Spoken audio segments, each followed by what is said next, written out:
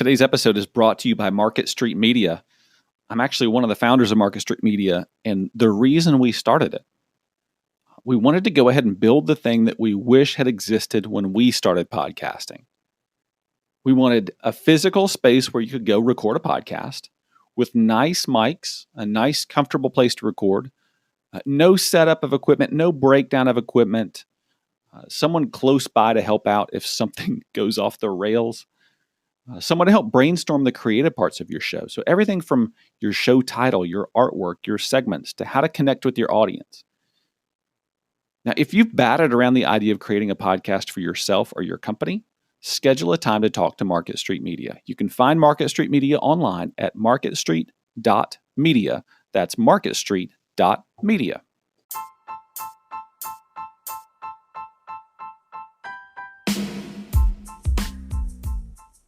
Hey friends, and welcome to the Johnson City Living Podcast, where we talk about the people, places, events, and flavors that make Johnson City, Tennessee a lovely place to live. Today I'm diving into something new. This is my first time interviewing two people at once for our show. Now I think it worked out fine, and I think it worked out fine in part because today's guests are also podcasters. So Pai and Christina Mushayamunda are Johnson City podcasters who produce a show called the Culture Talk Collective. Their show talks about the highs and lows, the joys and challenges, and the unique things that they encounter not only as an interracial couple, but as an intercultural couple. Now, they'll unpack exactly how those terms are different in the podcast, but I'll tease it a little here by sharing that Pai was born in Zimbabwe and spent the first 10 years of his life there before his family moved to the U.S. so his parents could pursue degrees in ministry. Christina, on the other hand, was born and raised in the U.S. Pai and Christina were great to talk to, and they care a lot about making Johnson City an even better place to live for all of us. Here's my interview with Pai and Christina Mushayamunda. Pai, Christina Mushayamunda, welcome to the Johnson City Living Podcast. Thanks, Slayton. I am so impressed once again that you pronounced our name correctly. You know, I give my students candy at the beginning of the year if they correctly pronounce their name. So after this, I'll go out to my car and grab a chocolate bar to give to you. Fantastic. I didn't know there were prizes in this for me. Honestly, I figured I would have more trouble saying Johnson City Living clearly than Mushayamundas. For whatever reason, on the title of my own podcast, I get tongue-tied on that. So anyhow, thank you guys for being here. This is a first for me. I've never been outnumbered before on my podcast. So y'all are the first ones. So thank you for being kind guests, at least so far. So what I want to do today is let's talk a little bit about your story. Y'all are podcasters also, right? Yes, we are. Tell us, I've mentioned to our audience before that y'all have your own show, but tell us the name of your podcast. Yeah, so we are the Culture Talk Collective, and it's a podcast centering around the beauty of intercultural relationships. So I know you can't see me, but I'm white, and I'm American from Tennessee primarily. And my husband is Zimbabwean, and he's black. He's not a white Zimbabwean, although those do exist. Okay. So we're an intercultural couple, and we're also an interracial couple. And when we were dating, we did not have any resources specifically for us as an interracial and intercultural couple that we decided once we got married and got a few years into marriage, we wanted to be that resource for other couples just to help them navigate all the nuances, the challenges and triumphs. Oh, yeah. And, we were college students when we started dating, and, I love Johnson City because, in a way, it's a college town. So you have Milligan, you have ETSU, you have Appalachian Hines, you have King, Northeast State. So there's a lot of intercultural relationships because this city is literally a cultural hub. It all depends on your friendships, your connections. So for us, our relationship was normal. Like while we're at school, everybody's like, "Oh, this is awesome." But then as soon as you step outside, you go to a close town. I'm not gonna say the name of other towns, but Johnson City has always been welcoming to interracial and intercultural couples. But we realized, we said, wait a second, this is not normal for other people outside of the atmosphere of schools. How do we, number one, promote and celebrate culture, but number two, educate people? there's so many awesome people in our city that want to continue to be inclusive and to invite people that don't look like them. Yeah. And so it's one thing to, like you said, to create that relationship in the bubble of higher education. You're in college. It's in a way, it's maybe how life should be, and in a way, also it's kind of a fantasy land, right? Oh, yeah.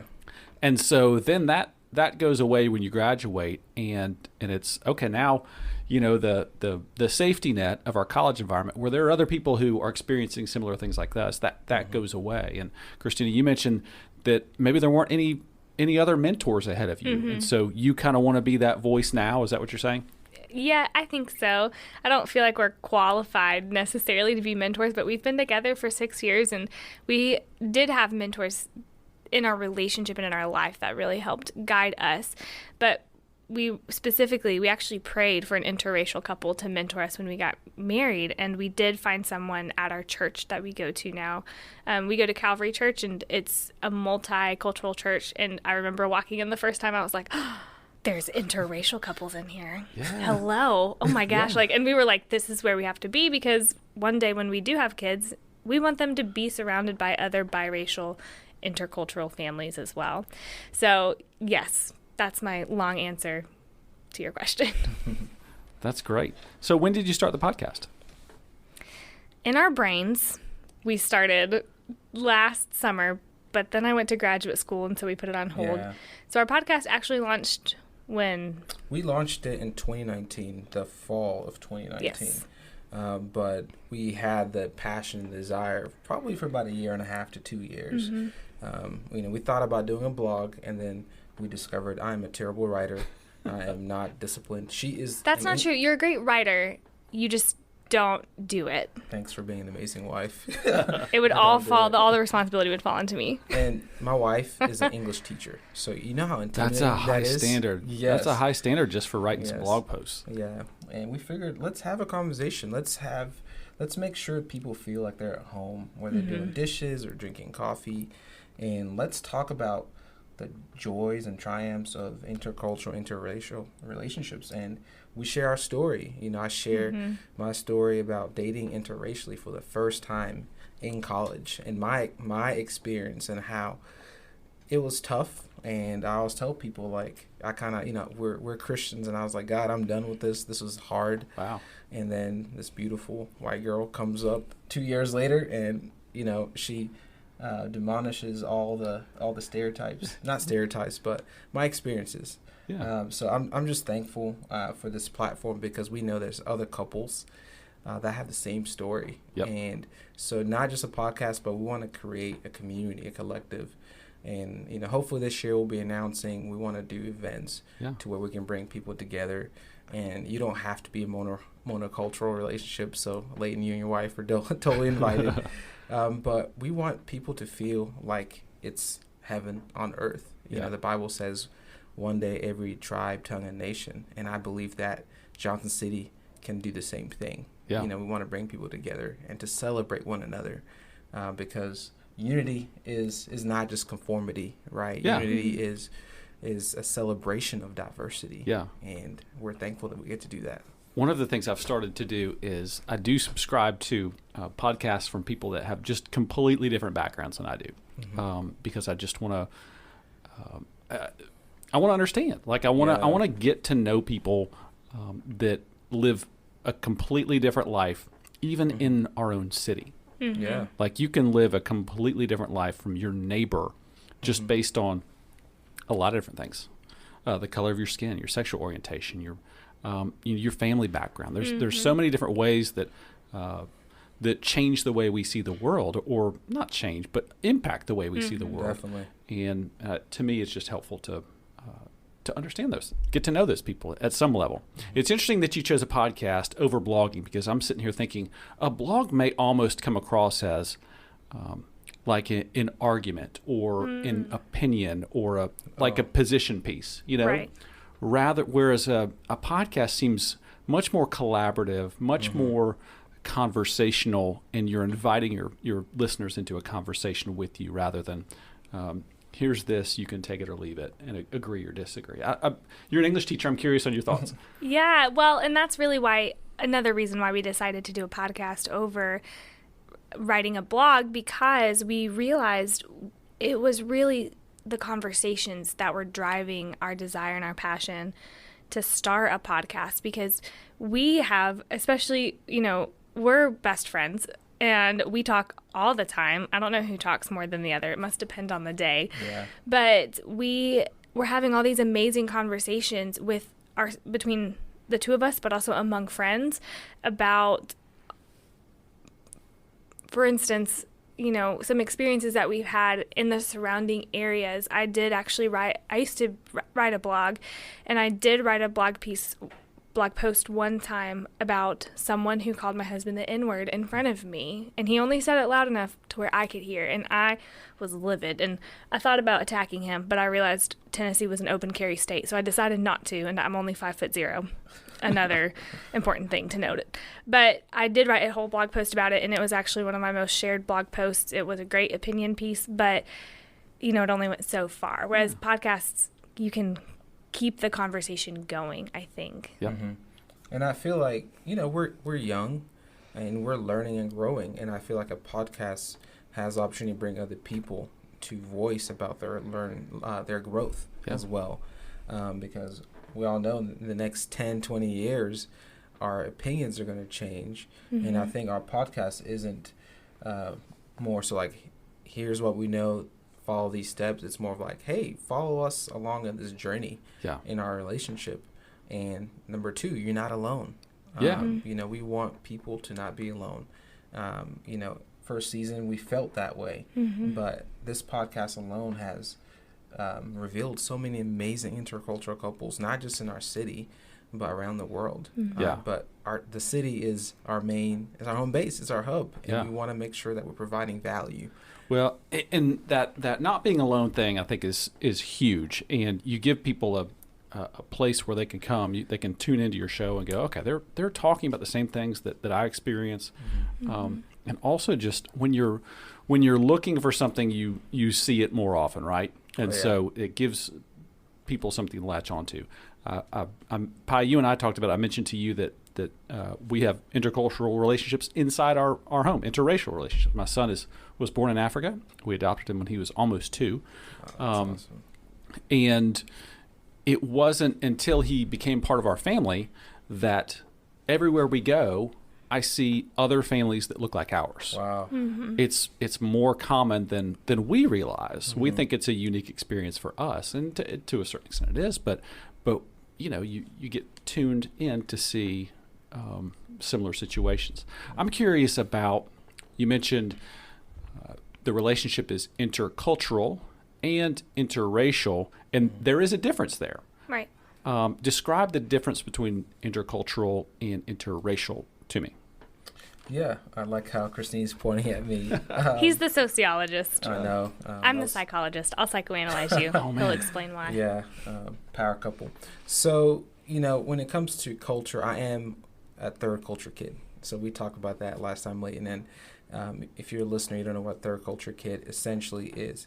If you are part of 2 dominant cultures in your life, so for me, I was born in Zimbabwe, moved to the States when I was 10 years old. So our home primarily is like the Zimbabwean embassy. Mm-hmm. Like I still speak our language, eat our food. Like my parents have been so intentional about ingraining Zimbabwean values within the American experience. However, a lot of my formative years have been in America. Right. So the third culture part comes in to where it's a benefit, but it's also, sometimes it could be, I can say it could be lonely. So the third part is that you feel like you can relate with your American counterparts, with your Zimbabwean counterparts, or African counterparts. I've had the blessing to be able to blend in so many different spaces because I can relate. Even my accent, it doesn't sound like I'm from Zimbabwe. Right. But if I start speaking to Africans, it changes just like that with my family. That's a benefit, right? But the sad part, if we're not intentional for us third culture kids, is we can feel like we don't belong. Sure. We feel lonely because at the end of the day, people are drawn to where they belong, right? So there's been times in my life where I felt like I'm not African enough, or times in my life where I don't feel like I'm American enough. So you're in this weird third space.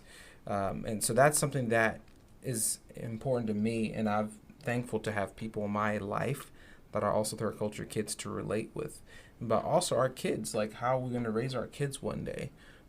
Because, you know, I've been raised as a Zimbabwean in America. Our kids are going to be Americans. So what good values of our culture are we going to bring from Zimbabwe, and then what awesome values of American culture are we going to bring? And that's why I love our relationship, is we get to take the best of both worlds. And I'll give you an awesome example. So when I proposed, you know, in Zimbabwean culture, you have to ask your uncle. So the youngest, so my dad's the oldest, so you have to ask your uncle, so the youngest uncle in the family. Wow. So I went to my uncle, asked, and I said, hey, I'd like to marry this beautiful girl. So my uncle takes it to the next brother or sibling, and it goes all the way to my parents. So the entire family ends up knowing first, and in a way they are like the checks and balances. Yeah. Making sure that, number one, I'm in the right frame of mind to get married. Hey, Pai, like, you got a job, man? Like, hey, you gonna take care of this girl? Yeah. So they're trying to protect her, not me, her. Yeah. So I talked to my uncle. So we ended up deciding. So actually, let me track back. So my dad finds out, and I said, hey, I'm gonna go to my future in-laws' hometown to ask for the hand in marriage. And he says, hold on, you're forgetting something. I said, what? You have to go with your uncle. And I was like, why? And he's like, well, in our culture, he has to come with you as an advocate. Oh, wow. You know, he is a person that represents your family, not you, because obviously it's easy to represent yourself and your family. You know, I can go and say, oh, I'm going to do all these amazing things. But having another person, an uncle, is a whole different story. My third culture kid came in the moment. I saw the benefit, but at the same time, I was thinking in the perspective of my dad-in-law, I was like, I hope he doesn't think I am less of a man, or I don't have what it takes. I have to bring my uncle who's like 6'4". Because my dad is very intimidating. Yeah, I know. He's a right? very intimidating he really person. is. So I started like not fighting with my dad. I was like, Dad, you just don't understand. In American culture, you go by yourself. Yeah. You have to show like you got what it takes. You know, it's American mentality. Yeah. And Dad's like, no, Pai, this is the way we do our things. This is our culture. And being an African kid, no matter how old you are, you can be 18 or 34. You say yes to your parents. Yeah. I was like, yes, Dad. So I take my uncle with me, and you know, I do the speech to, you know, we're at a Mexican restaurant. And I tell my future dad-in-law how much I love his daughter and my plan and all that stuff like that. And then my uncle starts speaking. He says, hey, look, I'm not here for Pai. I'm here for Christina. I'm here to represent our family. Yeah. We're here to provide covering for your daughter. Yeah. If Pai screws up, we're going to get him. Yeah. You know, any issues that arise will come through me, and we'll make sure that we hold him accountable. Yeah. And he's also a dad to a daughter. So he was able to share and say, look, my daughter's young, and I'm going to be in your place one day. So that was, my dad-in-law always talks about that. That was the most meaningful moment to him. So he was able to use that aspect of our culture for when his other children got married. Yeah. He said, hey, look, I love the way that the Mushayamundas do it. So when his son got married, he was a wingman. Mm-hmm. So that's a part of the culture that they've incorporated. Yeah. You know, of accountability, of trust. That's so interesting. Yeah, but it was, thankfully to my dad, he said, hey, we need to do this. But for me, it was a weird place. I was in this middle. Yeah. So when it comes to our family, we want the best of both worlds, literally. Mm-hmm. Yeah.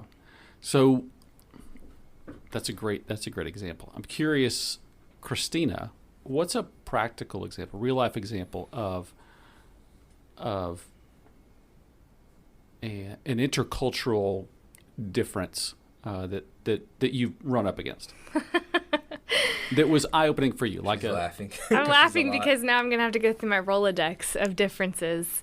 I don't even know if anybody will get that reference. That's right, Rolodex, right. The right. Rolodex, Go through my contacts. Go through my contact right. list. Oh, goodness. Which one do I want to pick? Time. There's so many things you can talk about. Yeah. Well, here's one. This is one we discuss quite often. The difference in dependency and interdependence and independence. Mm-hmm. Mm-hmm.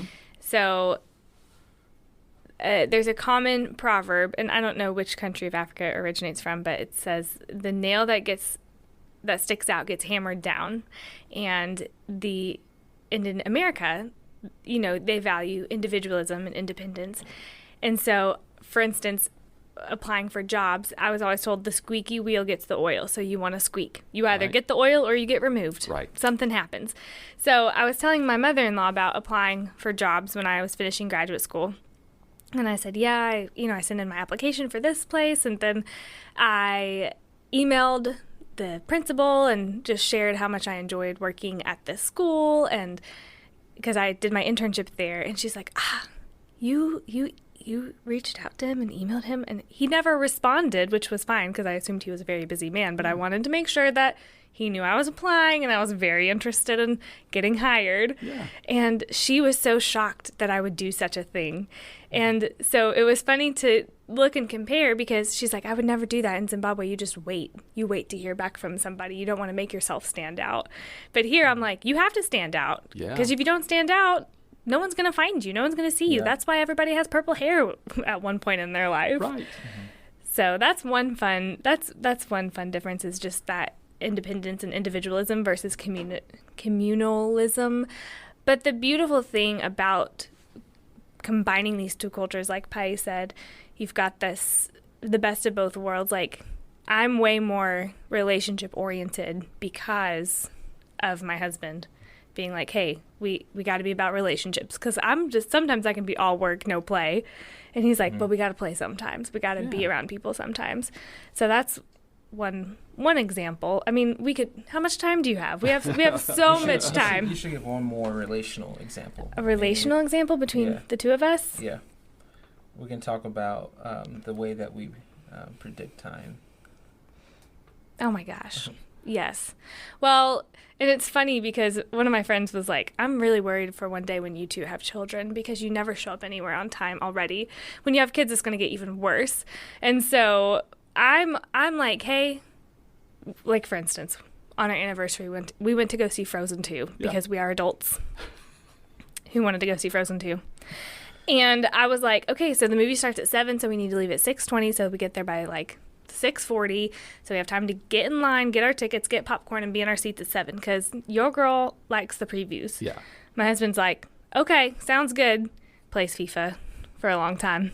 And it's 6:40. He's like, all right, let's go. And I was like, we were supposed to leave 20 minutes ago.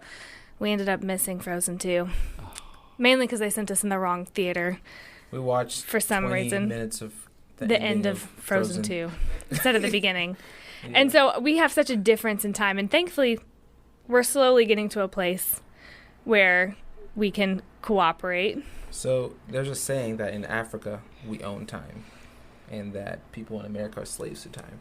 So I like to tell her that, look, I'm just the owner of time. Yeah. But I have to be a slave to my time. If I'm not in my classroom by 7:30, exactly, I'm in trouble. Oops. Exactly.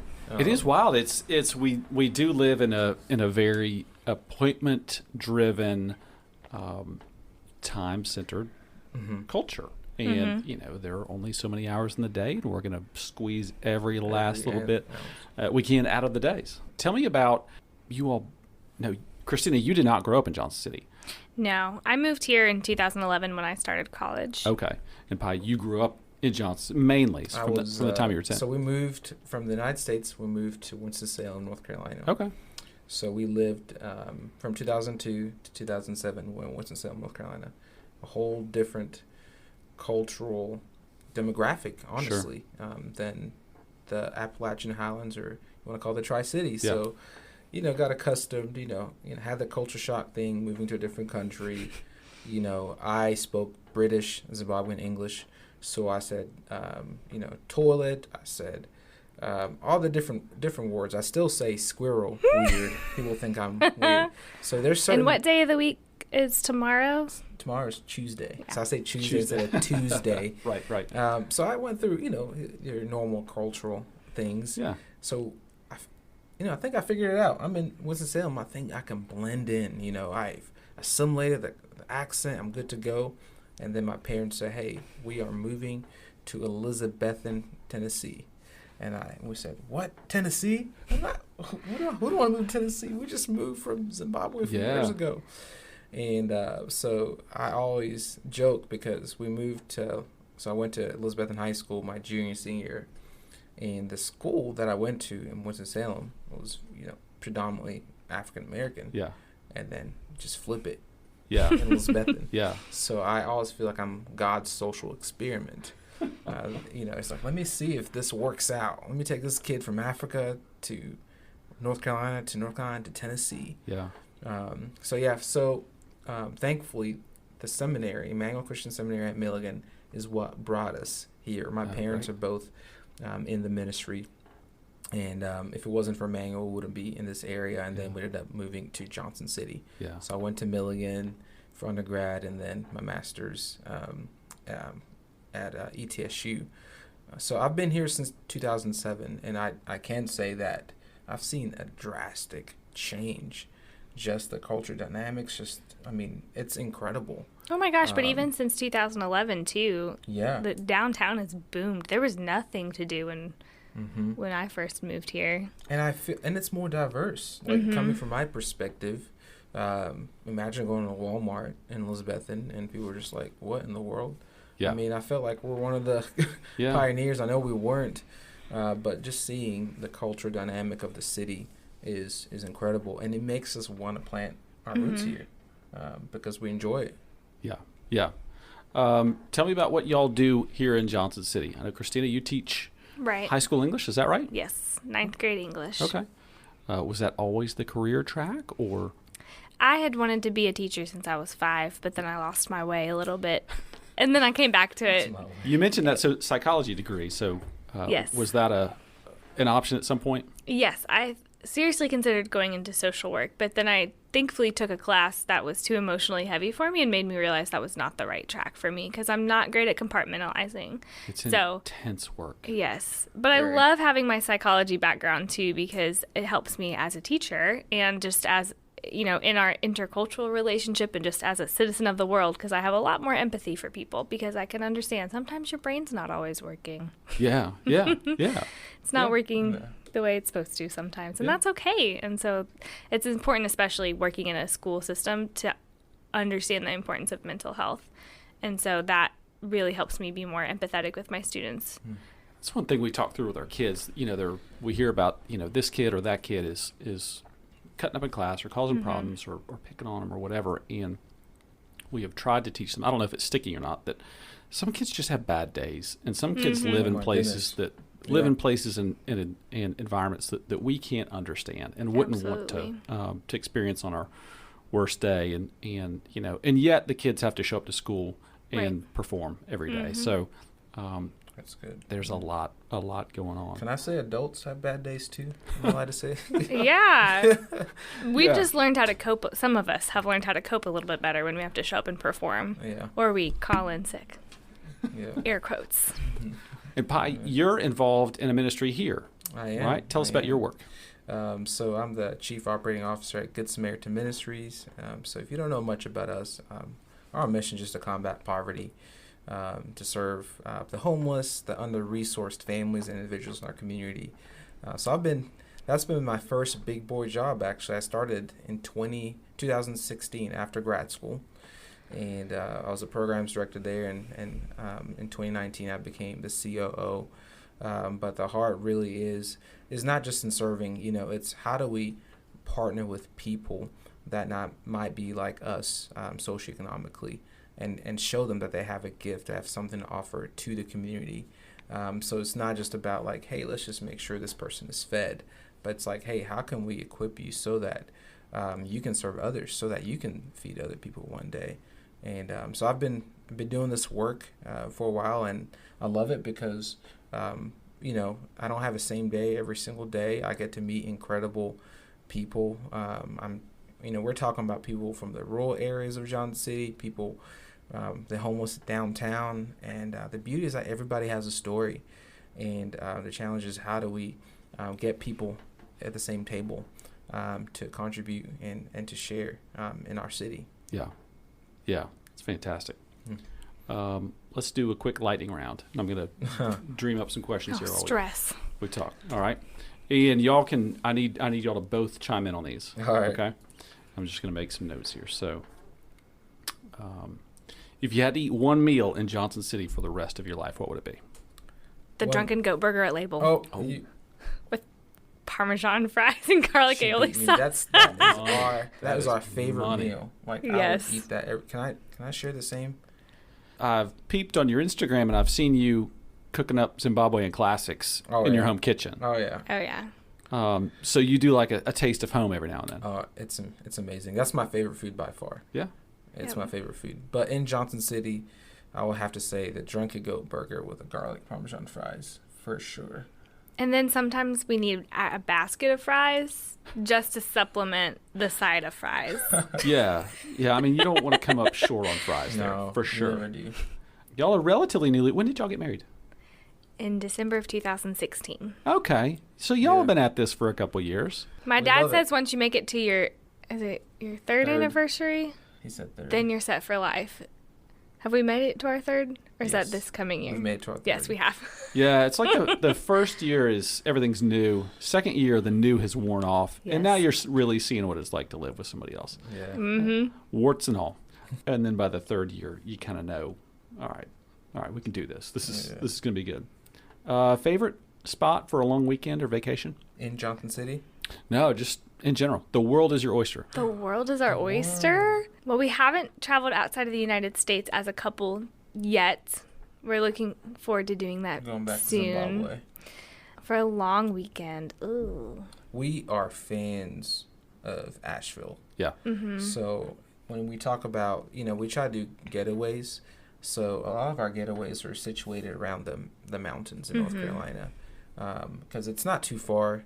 Plus, we all know, like, the Asheville scene, there's lots of food, lots of activities, but we're also beach people. But to answer your question, for me personally, I'm excited to take Christina back to Zimbabwe. Yeah. I'm sure you've heard of Victoria Falls. It's one of the 7 wonders of the world. Yeah. Went there a lot as a kid, and I would love to take my family one day and just say, hey, look, this is part of my upbringing. This is beautiful. So it might take a little bit more than a long weekend to get to Zimbabwe, but we would definitely spend a long weekend at Vic Falls, and that would be really fun. That's true. But yeah, aside from Asheville, I would say Charleston as well. We've been to Charleston once or twice, and we had a good time, but we didn't we just stayed at the beach when we went. So we want to explore the history of the history of the city as well. Yeah, you got to stay downtown sometime and do everything on foot. It's fantastic. What's one thing people would be surprised to learn about you? I have slightly webbed toes. My wife calling her out. That's always my 2 truths and a lie. I do have slightly webbed toes, and it was really hard for me in the 2nd grade on silly sock day because everybody got to wear toe socks except for me because it was so uncomfortable. So thanks for calling me out. No one's gonna notice though. Now everybody at the farmer's market on a Saturday morning is gonna be like, "Let me see her feet." Right. There's old Duckfoot over there. Yeah. What about you, Pai? I already mentioned it that I can switch accents like it's normal, like night and day. Like if I were to go to a different city and have a new name, my name could be, I don't know, Pai Mushayamundas, and just sound from Zimbabwe. I just got off the plane. People would believe me. Yeah. I mean, I can start speaking the accent right now if you guys want, just to see. Do the Pledge of Allegiance. I cannot do that.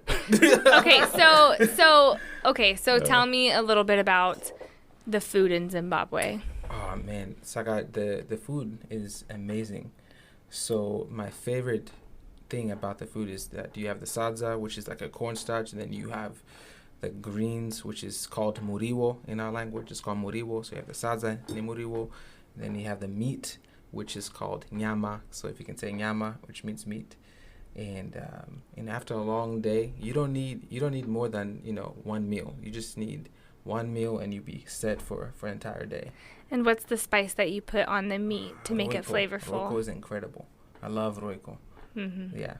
So hopefully that helped. You slid right into that. Yeah. And the funny thing is, because I've been with her so long, sometimes I end up speaking Shona, our language, and then she's like, hold up, man. Like, I don't know if you caught it, but he actually started speaking Shona. He said Saka at the very beginning of what he was saying, which is kind of just like an utterance that you put in between, like or then or something like that, right? Yeah.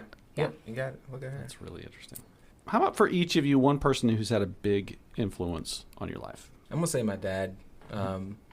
And, you know, a big reason why I can be confident in my identity now, cultural identity, is because he reminded me who I was in seasons where, as a teenager, you don't know where you belong. He would say, hey, this is, my name, Padiwa Nashe, means what God wanted.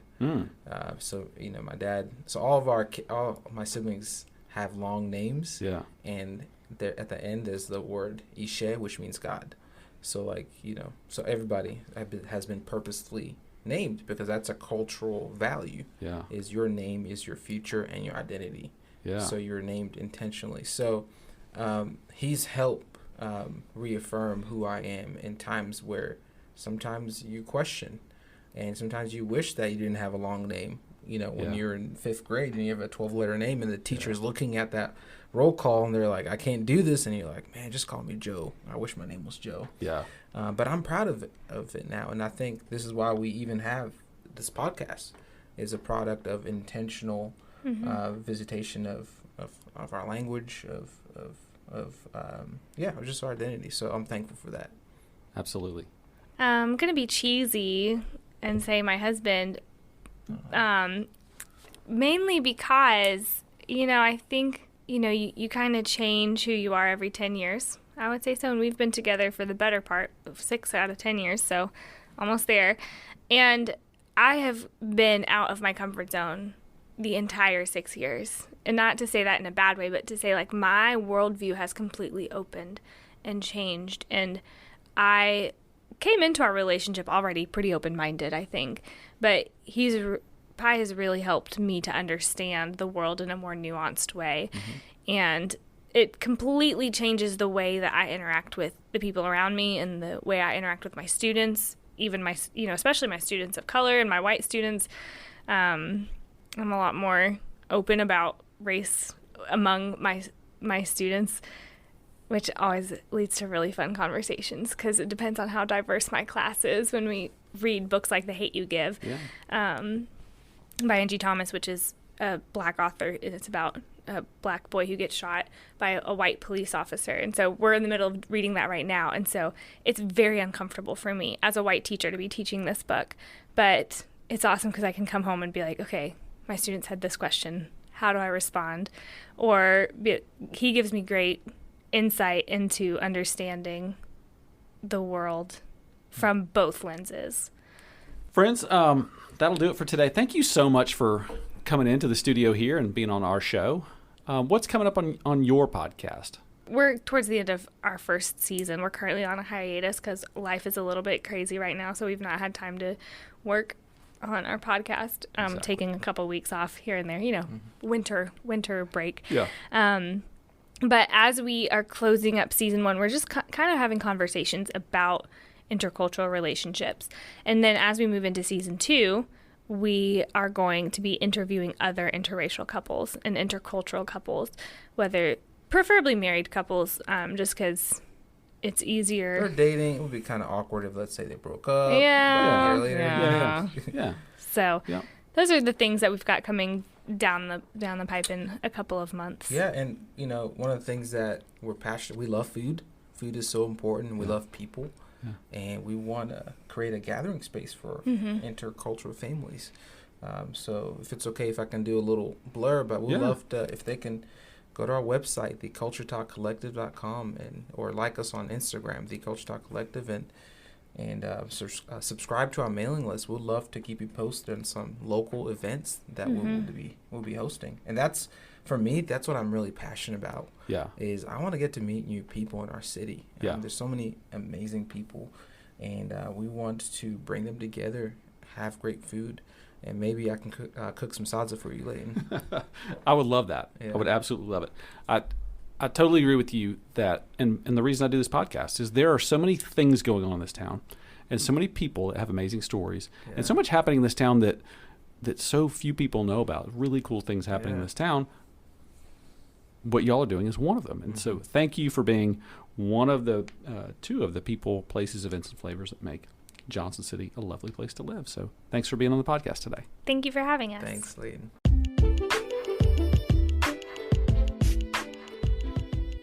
Okay, that's our show for today. Remember to follow us on Instagram at Johnson_city_living.